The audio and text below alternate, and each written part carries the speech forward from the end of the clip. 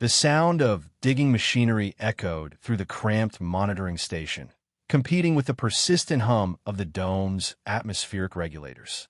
Captain Eris Thorne stared at the screen, displaying the mining operations productivity figures, his scaled fingers tapping impatiently on the metal desk. Another day below quota. Forlag would not be pleased. Eris shifted his muscular frame in the chair that was too small for his Zorian physique. Most of the equipment in Xylos 7 had been designed for the Cthar administrators, not considering the needs of the various species who actually did the work. It was just another reminder of his place in the grand scheme of things, a disgraced security officer relegated to babysitting miners on the edge of Cthar territory. A knock on the doorframe interrupted his brooding. Lyra stood there, her small human frame leaning casually against the metal. Despite working a 12-hour shift in the engineering bay, she somehow maintained that irritating optimism that seemed to be a human trait. "Reports are in, Captain," she said, sliding a data pad across his desk. "The atmospheric stabilizers in Sector 4 are acting up again. I've got a temporary fix in place, but we need proper replacement parts." "File the requisition with Forlag," Eris replied, already knowing what the outcome would be. "I'm sure he'll prioritize it right after his new office furniture." Lyra smiled, unfazed by his cynicism. "Already did. Also bypassed the main power conduit to give the stabilizers a boost using parts from that old drilling unit. Should hold for a few weeks." Eris looked up, his reptilian eyes narrowing slightly. This wasn't the first time the human engineer had created solutions from seemingly nothing. It was impressive, though he'd never admit it. "Just don't blow us all up," he muttered, returning to his screen. "No promises, Captain," Lyra responded cheerfully before leaving. Moments later, the station's comms system crackled to life. "Thorne, my office. Now." Superintendent Forlag's voice seemed designed to grate on Eris's nerves. The walk to the administrative section was short but unpleasant. The temperature always ran too hot in this part of the dome, catering to Cthar preferences. Eris found Forlag at his desk, the corpulent Cthar administrator shoving some local delicacy into his mouth. "You wanted to see me, Superintendent?" Eris stood at attention, an old military habit he couldn't shake. Forlag wiped his mouth with a cloth that might once have been white. "We've got a situation, Thorne. The supply ship, the Wanderer, is overdue." "Human vessel?" Eris asked, surprised. The Zorians usually handled supply runs to Xylos. "Yes. Cheaper contract." Forlag waved dismissively. "It was carrying our monthly supplies, food, equipment, medical supplies. Necessities for the next 5 weeks. Have you contacted Cthar's Central Command for assistance?" Forlag's multiple chins quivered with barely contained rage. "And report that I lost a ship? Do you know what that would do to my efficiency rating?" "No, Thorne, this is precisely why we keep you around. You're going to find that ship. With what resources?" Eris countered. "We're not equipped for search and rescue operations." Forlag tapped his console, bringing up a map. "Our sensors picked up what might be crash coordinates before we lost contact." The ship reported a xylithium storm before communication cut out. He pointed to a region in the planet's northern Badlands. "Take a small team, find the ship, salvage the supplies. Simple. The northern Badlands are nearly 3 days' journey with our current vehicles. The environmental conditions alone. I don't care." Forlag slammed his fist down. "Find a way, Thorne. That's an order. For personnel, 2 vehicles. That's all you get. Make it work." Eris knew arguing was pointless. "Yes, sir. I'll assemble a team immediately." "One more thing," Forlag called as Eris turned to leave. "Take that human engineer. Lyra. Humans are good at improvising." Eris nodded stiffly and left, already calculating the challenges ahead. The meager resources Forlag was providing ensured this would be a difficult mission. But perhaps that was the point. Success would mean saving the mining operation without Forlag having to report the incident. Failure would give Forlag an excuse to finally be rid of the disgraced Zorian captain. And deep down, Eris wasn't sure which outcome he preferred.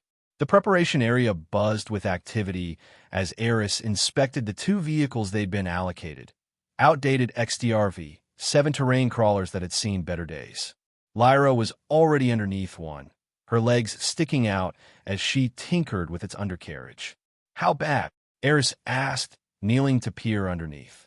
Lyra slid out, her face streaked with grease. "The good news is they're simple enough that I can fix most problems with basic tools.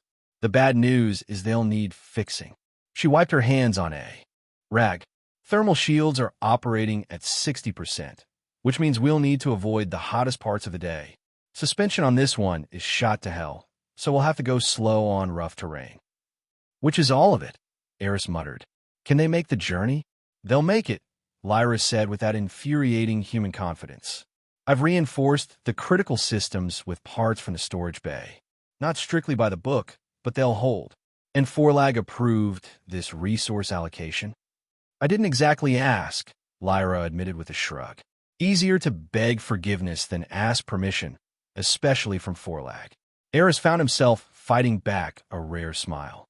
Perhaps there was something to be said for human rebelliousness after all. The rest of the team arrived shortly after. Krell, another Zorian and a former comrade from Eris's military days, nodded a respectful greeting.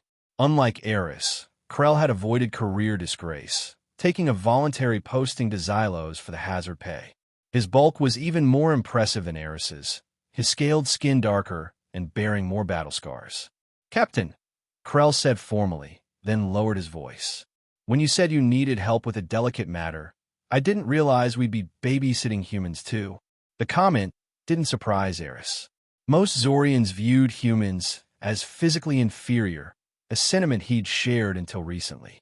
Watching Lyra's constant innovation had begun to shift his perspective, though he wasn't ready to admit it. The fourth member of their party was Nexus, a quiet Silurian whose slender, almost ethereal appearance belied remarkable endurance. Silurians were rare in the outer colonies, making Nexus something of a curiosity among the miners. His pale, translucent skin and large, sensitive eyes were adapted for Siluria's dim forest environments, not Xylos' harsh sunlight. But he was an excellent navigator and tracker, skills they would need. "Our mission is simple," Eris briefed them. "Locate the downed supply ship, the Wanderer, recover essential supplies, and return to Xylos 7. The ship's last known coordinates place it approximately 280 kilometers north of here, in the Razorback Mountains. Razorback terrain is unstable," Nexus observed quietly. Recent geological surveys indicated increased seismic activity, and the xylithium deposits there are heavily concentrated. "Storms are common, which is why we're taking the long route through the eastern passes," Eris replied, pointing to the map. "It adds a day to our journey, but improves our chances of avoiding the worst conditions." "The supplies will be worth it," Lyra added brightly. "The manifest included new atmospheric regulators and medical supplies we desperately need." Krell scoffed. "If there's anything left to salvage, xylithium storms tear ships apart. No offense, human, but your vessels aren't exactly known for durability." "The Wanderer is a type 4 Earthforge hauler," Lyra countered. "They're specifically designed for harsh planetary conditions. If the pilot managed a controlled descent, there's a good chance both crew and cargo survived." "We leave in 2 hours," Eris said, ending the discussion. "Pack light, but prepare for at least 7 days in the field. Environmental suits are mandatory at all times outside the vehicles. Nexus, you'll navigate. Krell, you're on security. Lyra, you'll handle technical matters and assist with salvage operations." As the team dispersed to prepare, Eris caught Lyra examining the environmental suits with a critical eye. "Problem?" he asked. "These suits are intended for short excursions, not extended missions," she said, running her fingers along a seam. "The filtration systems need recalibration for long-term use in high xylithium areas. Can you fix them?" "Already on it." She pulled a small tool from her pocket and began making adjustments to the first suit. "I'll need about 30 minutes per suit." Eris nodded and left her to work. As he walked away, he couldn't help but notice how quickly her fingers moved, making precise modifications to equipment she hadn't been trained on. It was a trait he'd observed in humans before, this ability to adapt and repurpose. It made them unpredictable, which was both useful and unsettling. 2 hours later, they departed Xylos 7, the crawlers lurching across the rocky terrain beneath the perpetually amber sky. The dome of the mining facility receded behind them, a tiny bubble of artificial atmosphere in a world that seemed designed to kill. Eris couldn't shake the feeling that Forlag had sent them on a suicide mission. But as he watched Lyra confidently navigate the vehicle controls, making small adjustments to improve performance, he wondered if perhaps humans' adaptability might be exactly what they needed to survive. The eastern passes lived up to their reputation for treacherous terrain. By the end of the first day, both crawlers had suffered damage from the sharp, volcanic rocks that littered the landscape. Lyra worked tirelessly to repair what she could, using parts from one vehicle to keep the other running when necessary. "We're burning through resources too quickly," Eris noted as they made camp in the shelter of a large rock formation. The temperature had dropped dramatically after sunset, and their environmental suits struggled to compensate. "We could salvage materials from the surrounding area," Lyra suggested, scanning the terrain with a handheld device. "There's a high concentration of thermal reactive minerals in those rock formations. If I can extract some, I could enhance our suit's heating capabilities." Krell snorted. "You expect to mine with what? Your bare hands?" "Actually," Lyra said, already digging through their supplies, "I can modify this soil sampler to work as a primitive extraction tool." She began disassembling the device, rearranging components with practiced ease. Eris watched with reluctant fascination as she transformed the scientific instrument into something entirely different. Within an hour, she had not only created a makeshift mining tool, but had also extracted enough of the mineral to improve all 4 environmental suits. That night, as the temperature plummeted to dangerous levels, Eris found himself warm enough to sleep comfortably. It was a small victory, but one that reinforced a growing suspicion. Perhaps there was more to humans than met the eye. The second day brought them to the edge of the Razorback Mountains. The jagged peaks sliced into the skyline like teeth, their surfaces glittering with exposed veins of xylithium. The valuable mineral was the reason for Xylos 7's existence, but in its raw form, it was dangerously unstable, reacting violently with certain energy frequencies. Sensors indicate increasing xylithium concentrations in the atmosphere, Nexus reported, his large eyes reflecting the data screen. "A storm is forming in the northern quadrant, approximately 70 kilometers from our position." "That's where the Wanderer went down," Eris said, examining the map. "We need to reach it before the storm intensity increases." "The crawlers won't make it through the Razorback passes," Lyra warned. "The terrain is too rough, and the xylithium concentrations would interfere with the engines." "So we continue on foot?" Krell asked incredulously. "That's a 2-day journey in hostile conditions." "No," Eris decided. "We'll take the crawlers as far as the foothills, establish a base camp, and then proceed with a targeted expedition team. Lyra and I will make the final approach. Krell, you and Nexus will maintain the base camp and be ready for a quick extraction if needed." Krell frowned. "You're taking the human for the most dangerous part of the mission?" "Captain, with all due respect, I'm better suited. Your combat skills are valuable, which is why you're guarding our escape route." Eris cut him off. "Lyra's technical expertise will be essential for assessing the ship and salvaging supplies." The decision is made.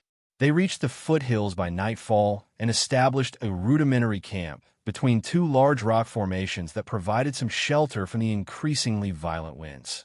The sky had taken on an ominous purple hue as xylithium particles interacted with the atmosphere. "We'll leave at first light," Eris told Lyra as they prepared their equipment for the next day's journey. "Pack only essentials. Every gram of weight counts against us on the ascent." "I've been thinking about our approach," Lyra said, spreading out a rough map she'd drawn. "The standard route would take us through this canyon, but the xylithium readings are off the charts there. I suggest we try this alternative path." She traced a line that wound around the western face of the mountain. "It's longer, but the mineral concentrations are lower, which means less risk of electrical interference with our equipment. Eris studied her route. It was unconventional, but potentially safer. How did you determine the xylithium concentrations along this path? Our sensors don't have that range. I didn't, Lyra admitted, but I noticed patterns in the rock formations. Xylithium tends to crystallize in certain configurations based on electrical field exposure. The formations along this western route show minimal crystallization patterns, suggesting lower concentrations. Eris blinked in surprise. He'd spent 3 years on Xylos and never noticed such patterns. You learned to read xylithium formations in the few months you've been here? Lyra shrugged. I observe and adapt. It's what humans do. The following morning, they set out under a sky that had darkened to a deep violet. Static electricity crackled occasionally across their environmental suits, a worrying sign of increasing xylithium activity. Lyra had modified their communication devices to operate on frequencies less affected by the mineral, but their range was severely limited. Stay close, Eris instructed as they began their ascent. If we get separated, head back to base camp immediately. No heroics. Understood, Captain, Lyra replied, adjusting a makeshift walking staff she'd fashioned from a crawler's antenna. The metal had been wrapped with insulating material to prevent it from conducting electricity. The climb was grueling. The terrain alternated between loose, shifting scree and sharp, jagged outcroppings that threatened to tear their suits. Twice they had to backtrack when their path became impassable. But Lyra's route proved its worth. They encountered significantly less xylithium interference than expected. By midday, they had reached a high ridge that offered a view of the valley beyond. And there, nestled between two rocky spurs, was the unmistakable shape of a crashed ship. The Wanderer had made it further than Eris had expected, though the vessel's condition didn't inspire confidence. One wing had been completely sheared off, and the hull showed significant damage. Life signs, Eris asked as Lyra scanned the wreckage. She frowned at her device. Inconclusive. There's too much interference. But the ship's emergency power seems to be functioning at minimal levels. That's promising. They descended into the valley carefully, wary of the increasingly unstable terrain. As they approached the crash site, Eris drew his sidearm, a standard Kthar pulse pistol that was the only weapon Forlag had allowed them to bring. Stay behind me, he ordered Lyra, who for once didn't argue. The ship's main hatch had been forced open from the inside, a good sign that at least some of the crew had survived the initial crash. Eris approached cautiously, calling out, "This is Captain Eris Thorn of Xylos, 7 mining facility. We're here on a rescue mission. Is anyone alive?" Silence answered him, broken only by the wind whistling through the damaged hull. He signaled for Lyra to follow as he entered the ship, his weapon ready. The interior was a mess of twisted metal and scattered cargo. Emergency lights flickered weakly, casting eerie shadows. They moved slowly through the main corridor toward the bridge, checking each compartment along the way. The first bodies they found were in the cargo hold, 2 crew members who appear to have died on impact. Looks like they weren't secured properly during the crash, Lyra said softly, examining the positions of the bodies. The ship must have come down hard and fast. The bridge revealed 2 more casualties, the pilot and co-pilot, still strapped into their seats. But what caught Eris's attention was the nature of the damage to the ship's controls. It wasn't consistent with a crash. These systems were shot out, he said, examining the melted circuitry. From the inside, a noise from behind caused both of them to spin around. A figure lunged from the shadows, knocking Eris's weapon from his hand before he could react. In seconds, Eris found himself pinned against the bulkhead, a jagged piece of metal pressed against his throat. His attacker was human, male, with days-old stubble and wild eyes. Blood caked one side of his face from head wound. "Who sent you?" the man snarled, applying just enough pressure to break Eris's scaled skin. "The Syndicate? Black Star? Talk. We're from Xylos, 7, Lyra said calmly, raising her hands to show she was unarmed. "Mining facility, about 300 kilometers south. We picked up your distress signal." The man's eyes darted between them, suspicion evident. "Bullshit. No mining facility has a Zorian security officer. You're military. Ex-military. Eris corrected, keeping very still. Captain Eris Thorne, security supervisor for Xylos 7.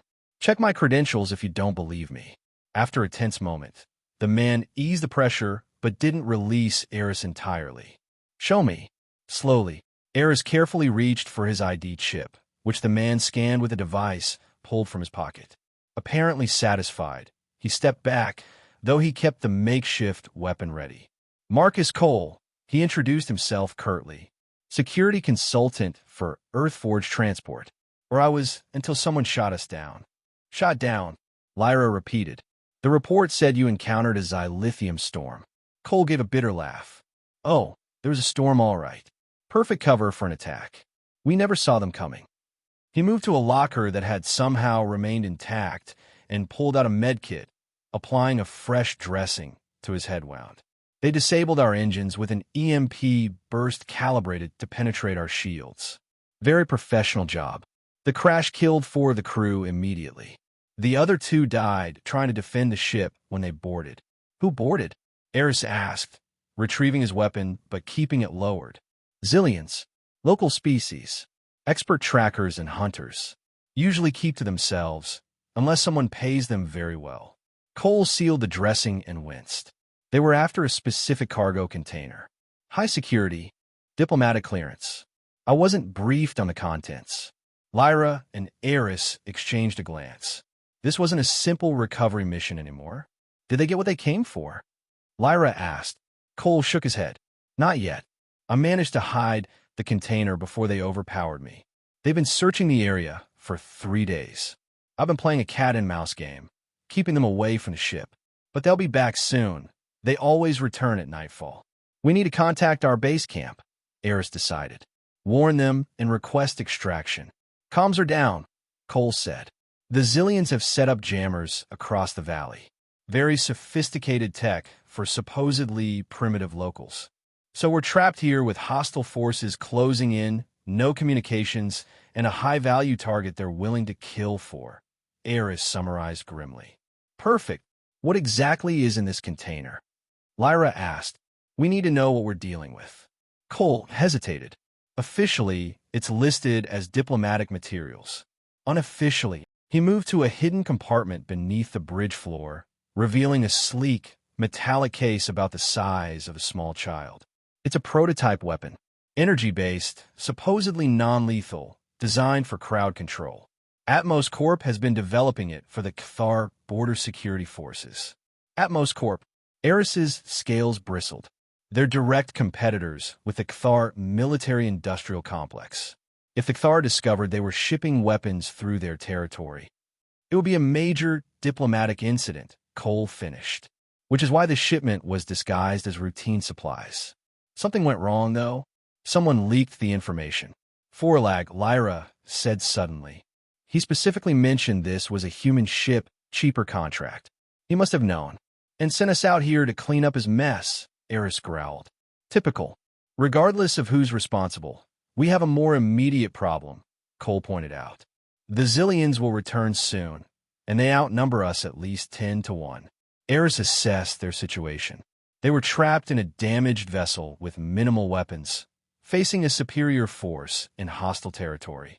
The strategic option was clear: abandon the prototype, take what supplies they could carry, and attempt to retreat under cover of darkness. But retreat meant returning to Forlag empty-handed. It meant admitting failure. Again, we fight, he decided. We secure the prototype and hold our position until we can establish communications with the base camp. Cole raised an eyebrow. 3 against 10, with 1 sidearm between us? Those aren't great odds, Captain. 3 highly trained individuals in a defensible position, Eris corrected. And we have 1 resource they might not expect. What's that? Cole asked skeptically. Eris looked at Lyra. Human ingenuity. For the first time since they'd arrived, Lyra smiled. I'll need access to everything on this ship, tools, components, anything that can be repurposed. You heard the engineer, Eris said to Cole. Show her everything. We have work to do. As the light outside began to fade, they prepared for the coming attack. Lyra worked feverishly, converting everyday items into defensive tools. She transformed the ship's fire suppression system into a crude but effective trap by rerouting the pressurized foam through the external vents. When triggered, it would create a blinding, sticky barrier. From the ship's kitchen, she fashioned several incendiary devices using cooking fuel and compressed air canisters. Not lethal, she explained, but they'll create enough heat and light to disorient anyone with enhanced night vision like the Zillions. Cole, impressed despite his initial skepticism, contributed his knowledge of Zillion weaknesses. Their sensory organs are highly sensitive to ultrasonic frequencies, he said, helping Lyra modify a communications array to emit a targeted pulse. This won't work on them twice, but it might buy us some crucial seconds. Eris, drawing on his military training, focused on creating defensible positions within the ship. He used cargo containers to block vulnerable entry points, leaving only a few carefully monitored access routes that could be covered with their limited firepower. As they worked, Eris found himself reevaluating his opinion of humans. Where he saw a broken ship, they saw resources. Where he saw limitations, they saw opportunities. It was a perspective shift that both intrigued and unsettled him. "They're coming," Cole announced suddenly, looking at a makeshift detection system he'd assembled from the ship's remaining sensors. At least 8 signatures approaching from the northeast. "Positions," Eris ordered. "Remember, we're not trying to defeat them. Just hold them off long enough to signal for extraction." Their first line of defense triggered as the Zillions approached the ship's main entrance. The repurposed fire suppression system unleashed a cloud of hardening foam that immediately ensnared 2 of the attackers. Their angry screeches echoed through the valley as they struggled to free themselves. The others, learning quickly, divided and sought alternative entry points. One group attempted to access the ship through a breach in the cargo hold, only to be met with one of Lyra's incendiary devices. The resulting flash and heat forced them back, buying precious time.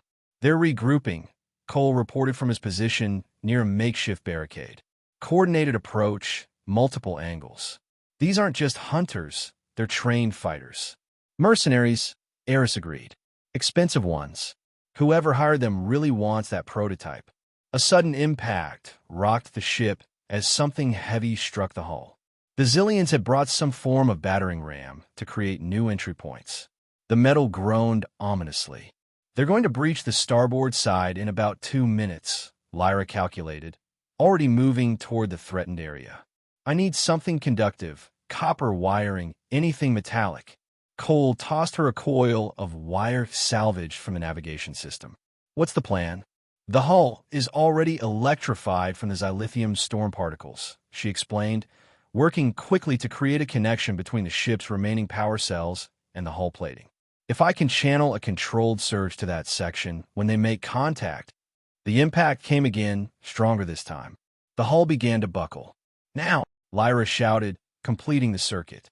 A brilliant flash illuminated the darkened ship, followed by pained howls from outside. The attacked section of hull glowed briefly with electrical energy before plunging back into darkness. "That bought us maybe 5 minutes," Lyra said, already moving to their next defensive position. "They'll find another way in." As if on cue, a section of the ceiling tore open, and 2 Zillion fighters dropped into the corridor. They were tall, lean humanoids with mottled gray skin that blended perfectly with Xylos's rocky landscape.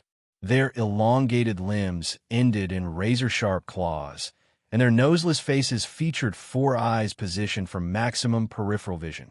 Eris fired his pulse pistol, catching one in the shoulder and sending it spinning backward.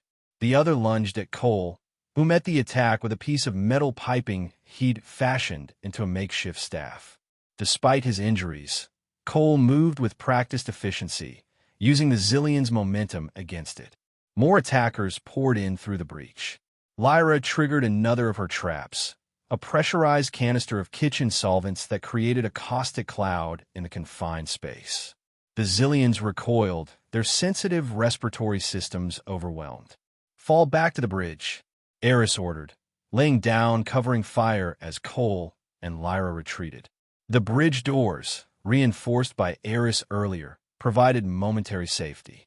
They could hear the Zillions regrouping outside, communicating in their clicking language. "We can't hold them off much longer," Cole said, checking his improvised weapon for damage. "And we're running out of tricks." Lyra's attention had turned to the prototype case. "What if we use this?" "The weapon?" Eris frowned. "You don't know how it works, or if it even survived the crash intact." "I can figure it out," she insisted, already examining the case's locking mechanism. "It's what I do." After a tense moment, Eris nodded. "Do it, Cole, and I will hold them off as long as possible." While Lyra worked on the prototype, Eris and Cole prepared for the final stand. The sound of the Zillions working to breach the bridge doors grew louder. "For what it's worth," Cole said quietly, "you're not what I expected from a Zorian officer." "How so?" Eris asked, checking his weapon's charge. It was down at 20%. "You trust her," Cole nodded toward Lyra. "Most Zorians I've met wouldn't put their lives in a human's hands, no matter the circumstances." Eris considered this. "Perhaps I'm learning to see beyond species." The bridge doors began to glow red as the Zillions applied some form of cutting tool. They had minutes at most. "I've got it," Lyra announced suddenly. The case had opened to reveal a sleek, cylindrical device with multiple articulating components. "It's definitely damaged, but the core systems appear intact. It's designed to emit a focused energy pulse that disrupts neural pathways temporarily. Non-lethal, but completely incapacitating." "Can you make it work?" Eris asked. Lyra's fingers moved rapidly across the device's interface. "Not as designed, no. But if I override the safety protocols and reroute the energy through the ship's remaining power distribution network." She looked up, her eyes bright with realization. "We could turn the entire ship into a delivery system." "That would fry the ship's remaining systems," Cole pointed out, "including life support." "We won't need life support if we're dead," Eris countered. "Do it, Lyra." As Lyra worked to connect the prototype to the ship's systems, the bridge doors began to yield. Molten metal dripped from the seams as the Zillions' cutting equipment made progress. "Whatever you're doing, do it faster," Cole urged, positioning himself to meet the first attackers. "Almost there," Lyra muttered, making final connections. "The pulse will radiate outward from the ship's hull. We need to insulate ourselves, or we'll be affected too." "With what?" Eris demanded, eyeing the failing doors. Lyra glanced around, then pointed to the emergency survival locker. "The thermal blankets. They're designed to reflect energy. If we wrap ourselves completely..." They worked quickly, encasing themselves in the reflective material just as the bridge doors gave way.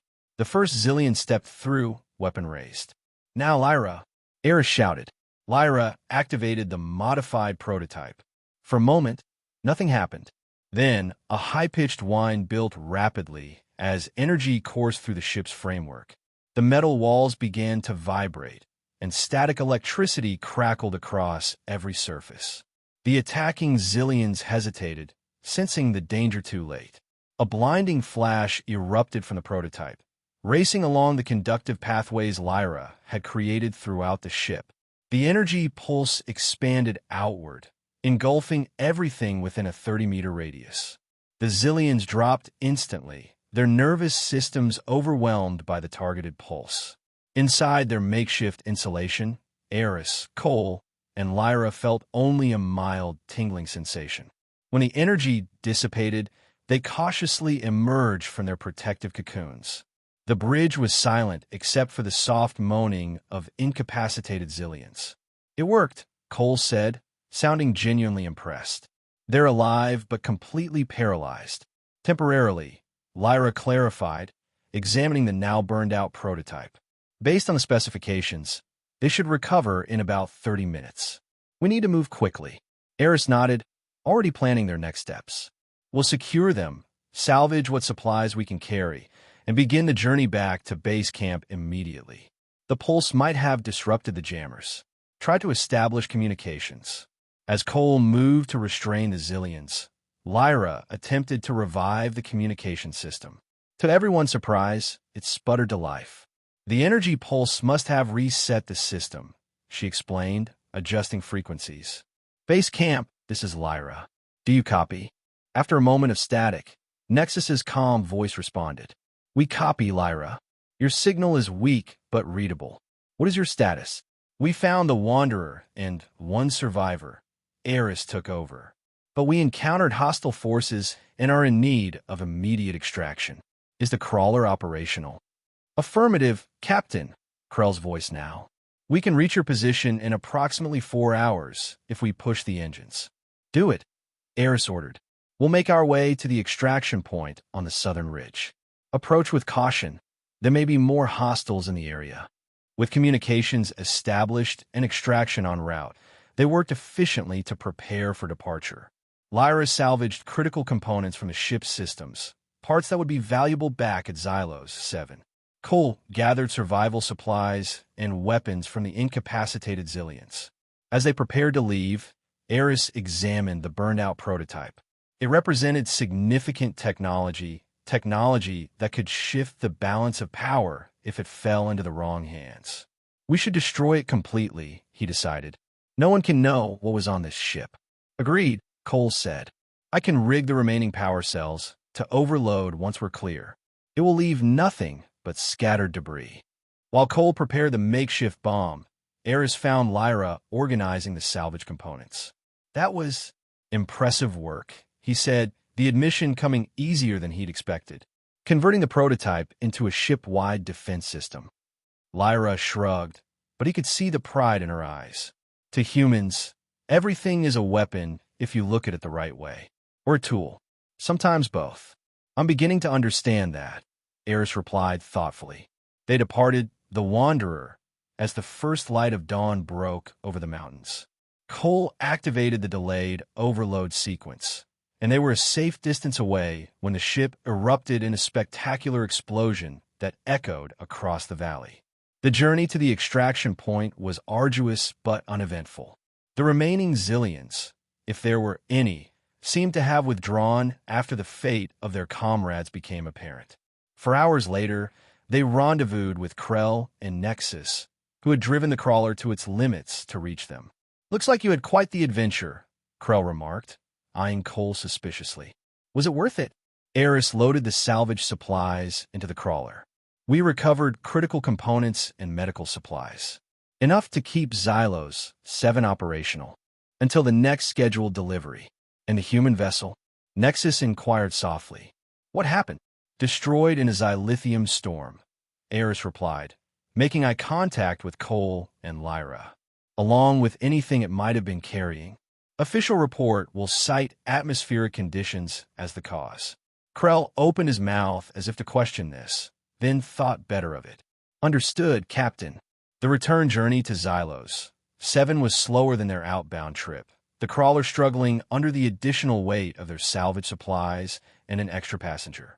Cole remained mostly silent, his focus inward, clearly planning his next moves once they reached the mining facility. As they drove, Eris found himself watching Lyra. She had taken apart one of the Zillion weapons and was studying its components, her expression one of intense curiosity. Already adapting, already learning, already thinking about how these new discoveries could be applied. To humans, everything is a weapon. The phrase kept repeating in his mind. It wasn't just about combat, it was about perspective. Humans saw possibilities where others saw limitations. They improvised, adapted, transformed. It was simultaneously their greatest strength and, potentially, their greatest threat. They arrived at Xylos 7 3 days later, exhausted but alive. Forlag was waiting in the docking bay, his face a mixture of surprise and suspicion. You actually made it back, the superintendent said, examining the salvage supplies with greedy eyes. And you recovered useful materials. I'm impressed, Thorn. Just doing my job, sir, Eris replied neutrally. And who is this? Forlag gestured to Cole. Sole survivor of the Wanderer, Eris explained. Marcus Cole, security consultant. Cole nodded, but said nothing, his expression carefully blank. Well, we'll need a full report, of course, Forlag continued. Details about the crash, the recovery operation, everything. Of course, Eris agreed, though there's not much to tell. The ship was caught in a xylithium storm, crashed in the northern mountains.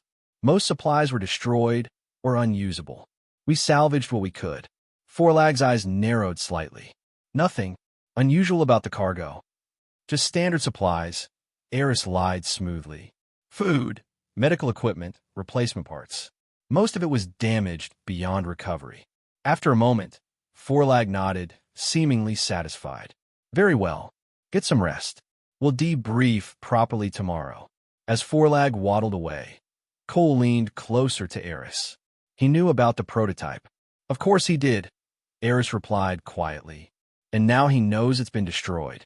Which means whoever hired the Zillions will soon know as well. You think Forlag was involved? Directly?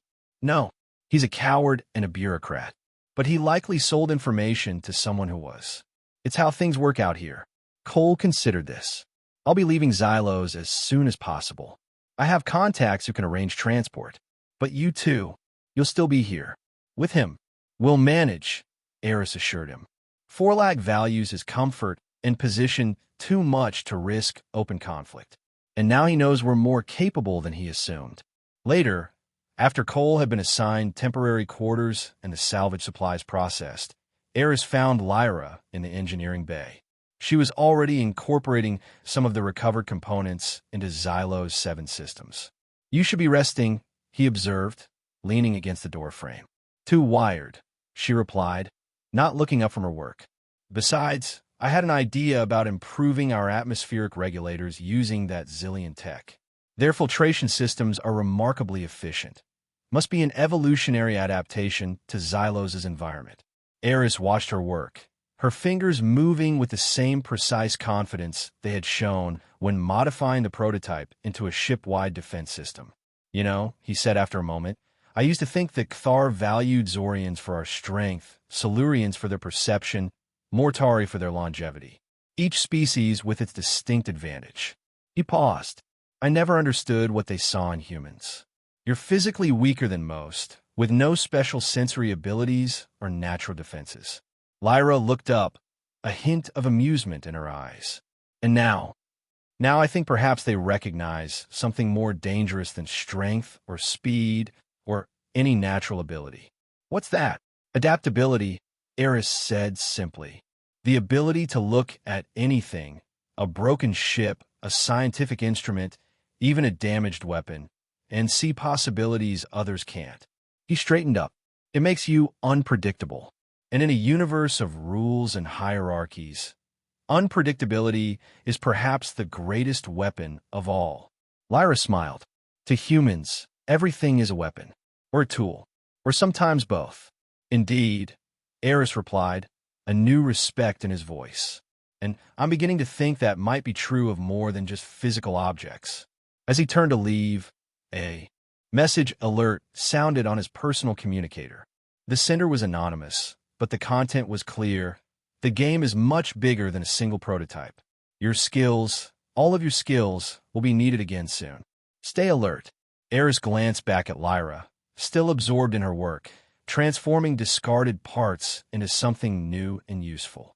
Yes, there was definitely more to come. And perhaps humans weren't the only ones who could learn to see weapons where others saw mere objects, or allies where others saw only different species. Looking out through the dome at the harsh landscape of Xylos, its surface glittering with deadly xylithium, Eris Thorn felt something he hadn't experienced in a long time. Anticipation. The universe was changing, boundaries shifting, old certainties giving way to new possibilities. And for the first time in years, he was curious to see what would happen next.